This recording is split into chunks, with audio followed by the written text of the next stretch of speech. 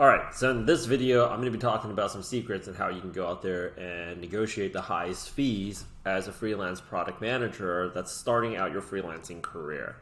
So if you didn't get a chance to go ahead and check out my last video, I actually compiled this freelance product manager starter kit for you guys to go out there and find different niches. I actually have some profile templates here that was created with ChatGPT. And then I also have some prompts for the niche that was also created by ChatGPT as well as a bunch of other things that we're getting ready to add on here.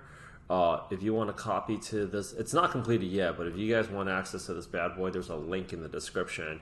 But regardless of which niche you guys want to go ahead and basically take on, things that you guys can go out there and do is when people go onto Upwork and they take a look at some of these roles, right?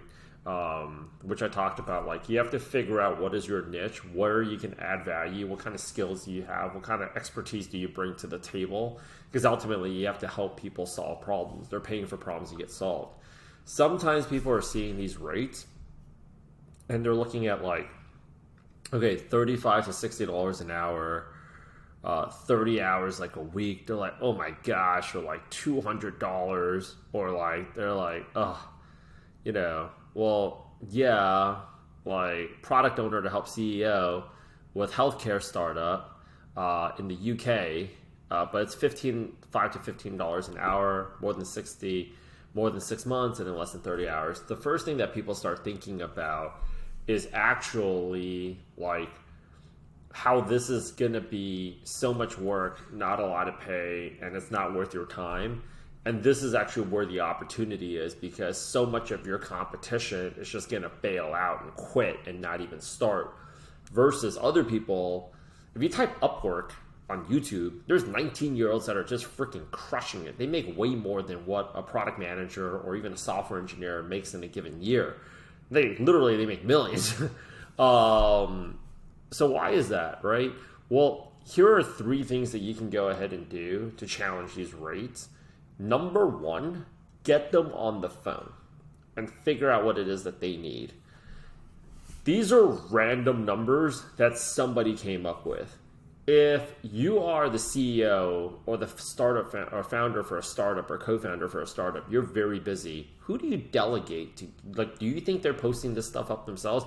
A lot of times, no. It's actually their assistant. And a lot of times the virtual assistant that may have just posted up random numbers. I've had so many people actually, they've actually bid on jobs that looked like it was a really low rate. In fact, they were willing to go out there and pay a much bigger rate for. So the first thing that you want to do is always get these people on the phone, because regardless of how it is that you want to get what it is that you want in life, you cannot have an effective negotiation over text. There is no way that you could have effective negotiation for anything that has to do with money over text. It cannot be done through DMs, emails, none of that. It's got to be over the phone, or it's got to be on a Zoom call where there's actual human interaction. It is very difficult for you to get what it is that you want. Your chances of getting what it is that you want, getting the number that you want, dramatically skyrockets when you are engaging with that other individual versus when you're not. Second tip that I'm going to give you, the second secret that I'm going to give you to going out there and upping your rate, is actually once you get on the phone, understand why they actually drop that number. Sometimes they're dropping a really low number because they think it's going to take a really long time. And you're getting on the phone is like, oh, this is, and maybe they've been talking to some very bad people that's been trying to milk them. We got to look at the glass sometimes half full too. You know, a lot of these are startups. They only have a limited budget that they're going to go out there and work with, and they don't know. You know, when I ask product managers sometimes too, like, how much do you think a product manager should be making at 3 years or 4 years in their career, or like 8 years into their career?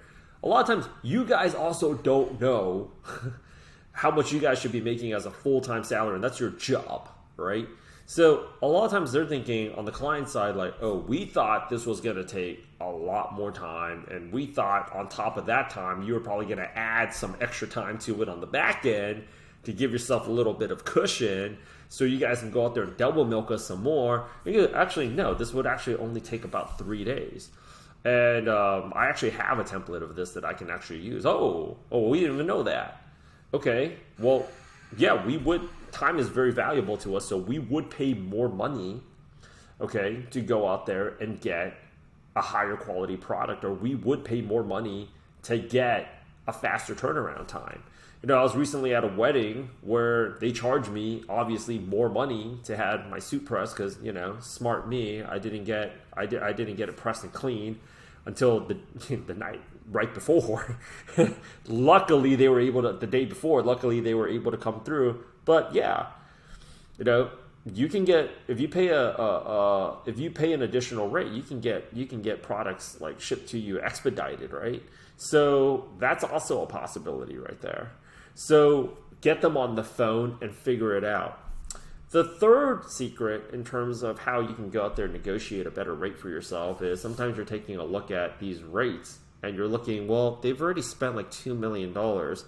And maybe it's because they're thinking to themselves, we still have so much more to get done that this is the only budget that we can go out there and fit in. Okay, now you can go ahead and package. Well, what else do you need to get done?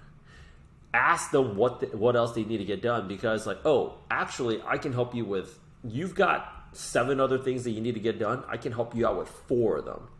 And it's probably not going to take you that much more time. You can bundle all that up, and then you can basically make a better rate. In fact, they're going to say, oh, this person is actually a value add to our organization.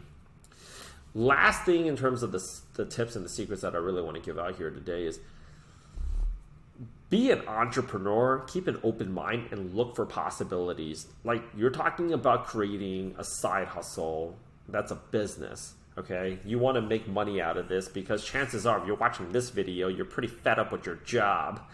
All right, and you also don't want to go back on the job hunt. I mean, if you were on the job hunt, you're paying money to basically look for a job. At least here you're getting paid something. There's no exchange of services when you're doing a case study. When you're doing a product manager case study, that's effectively a freelance contract that's unpaid. Right? So anything that you think that you're losing out on, you're actually not, because you can think about it as a marketing cost that's going to go ahead and get you reviews, that's going to get you better rankings, that's going to get you more inbound leads. And the craziest thing is, you never know who these people know. All of these startups here, I would say for the most part, they have investors behind them. They work at co-working spaces where they know other startup founders, and they have other friends. So you can also go ahead and start developing a whole pipeline where other people start referring you.